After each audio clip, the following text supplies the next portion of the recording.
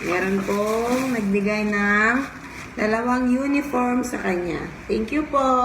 Yan. Oh, kasya po to kay Sarah. Diba? Maraming salamat po.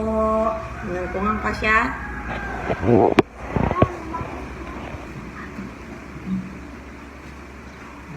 open na isa. Yan. Papalito ko. Sa Monday nga sa Sota.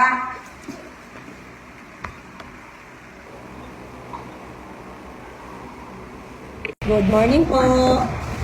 Tinatawag ko na po yung bata. Nabibigyan natin ng bagong tumbler. Ito po, meron pong nag-sponsor. O, diba? May bago na po siyang tumbler. So, hintayin po natin siya. May paabak. Nandito na po siya. Ayan, bigay ko na, oh. Thank you po. You're welcome. Oh, may bago to, ha? Yan. Oh, sige. O, lagyan mo na yung tubig doon.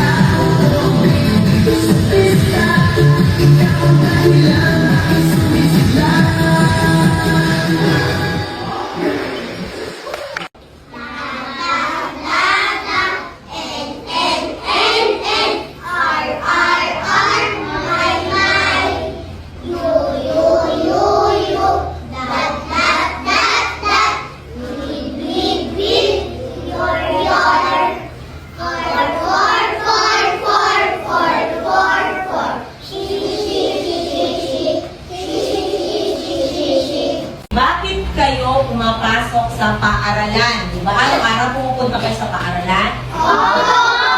Bakit kayo pumapasok sa paaralan? Alaysa? Very good. Para matuto magbasa. Ano pa? James? Tama. Para matutong magbilang. Zoe? Para matutong magsulat. Tama. Ano pa?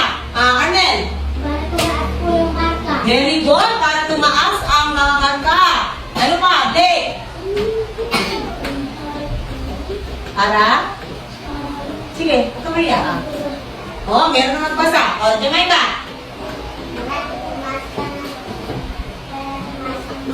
Oh, para tumaas yung marka. Meron na para tumaas yung marka. Ano pa? Tingnan na si Justin. Very good! Lagay ni Justin. Ano nga Justin? Para may? Oh, very good na talaga yung Justin. Para na naman may baon. Di ba masaya pag may baon?